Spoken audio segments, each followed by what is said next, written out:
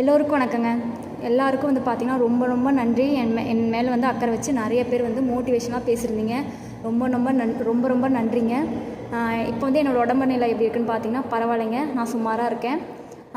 நான் வந்து இப்போ எங்கே இருக்கேன்னு பார்த்தீங்கன்னா காந்தி கிராமத்தில் இருக்கிற அரசு மருத்துவக் கல்லூரிங்க. இது வந்து கரூரில் இருக்குங்க. அது கவர்மெண்ட் ஆஸ்பத்திரியில் இருக்கேன்.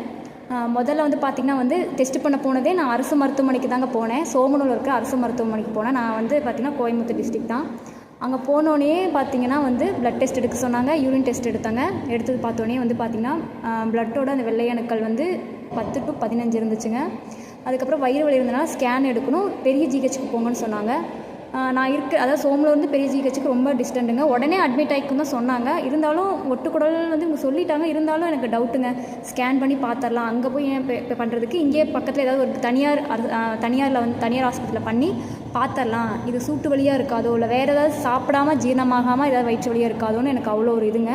உடனே வந்து பார்த்திங்கன்னா ஒரு தனியார் மருத்துவமனையில் போய் ஸ்கேன் எடுத்தோம். ரிப்போர்ட் எடுத்துகிட்டு போய் திருப்பியும் அந்த சோமலூர் இருக்கிற அந்த டாக்டர்கிட்டே போய் கொடுத்தாங்க. கவர்மெண்ட் ஆஸ்பத்திரியில் பார்த்துட்டு இதில் வந்து ஒட்டுக்குடல் இருக்குதுன்னு சொல்லிட்டாங்கங்க.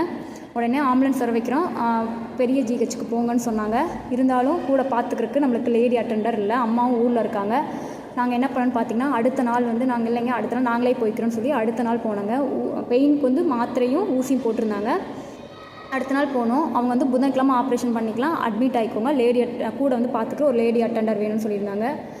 அம்மாவுக்கும் உடம்பு சரியில்லைனால அவங்களால இங்கே வந்து கோயம்புத்தூரில் வந்து இருக்க முடியாதனால நாங்கள் என்ன பண்ணோன்னா கரூருக்கு வந்துட்டோங்க. நான் எங்கள் பாப்பாங்க எல்லாம் வந்து கரூர் வந்துட்டோம். கரூர் வந்த உடனே திருப்பி அடுத்த நாளே வந்து பார்த்திங்கன்னா நேற்று தான் அட்மிட் ஆனேன். நேற்று வந்து கரூர் அரசு மருத்துவக் கல்லூரியில் வந்து அட்மிட் ஆகிட்டாங்க. அவங்களும் பார்த்துட்டு இல்லை இது வந்து தவறான ஒரு ஸ்கேன் ரிப்போர்ட்டாக இருக்குமோ இருந்துராதோ அப்படின்னு சொல்லிடுவாங்களோ, இல்லை வந்து உங்களுக்கு வந்து ஒட்டுக்குடலே இல்லை நல்லா இருக்குது, அது ஏதாவது தப்பாக வந்துருச்சு அப்படின்னு சொல்லிட மாட்டாங்களோ அப்படின்னு அவ்வளோ ஏக்கமாக இருந்துச்சுங்க. கடைசியில் பார்த்தா அவங்களும் கன்ஃபார்ம் பண்ணி ஆப்ரேஷன் சொல்லிட்டாங்க. என்னால் ஆப்ரேஷன் வந்து தப்பிக்கவே முடியாது போலங்க. எனக்கு என்னென்னா சீக்கிரம் வீட்டுக்கு போகணும், குழந்தைங்கள பார்க்கணும், நம்மளுக்கு பிடிச்ச வேலையை பண்ணணும், அவ்வளோ ஆசையாகவும் ஆவலாகவும் இருக்குங்க. ஆனால் என்னென்னா விதி வந்து நம்மளை விடவே விடாது போல். புதன்கிழமை ஆப்ரேஷன் சொல்லியிருக்கிறாங்க, செவ்வாய்க்கிழமை ஆப்ரேஷன் சொல்லியிருக்கிறாங்கங்க. வேறு வழி இல்லை, நான் வந்து ஆப்ரேஷன் பண்ணி தான் ஆகணும். நிறைய பேர் வந்து பார்த்துட்ருப்பீங்க அப்படிங்கிறதுக்காக தாங்க இந்த வீடியோ. நிறைய பேர் தனியாரில் தான் இப்படி பயன்படுத்துவாங்க. கவர்மெண்ட் போனால் வந்து உங்களுக்கு இதெல்லாம் சொல்ல மாட்டாங்க. நான் உண்மையாக சொல்ல போனால் கவர்மெண்ட்டில் தாங்க பார்த்துட்ருக்கேன்.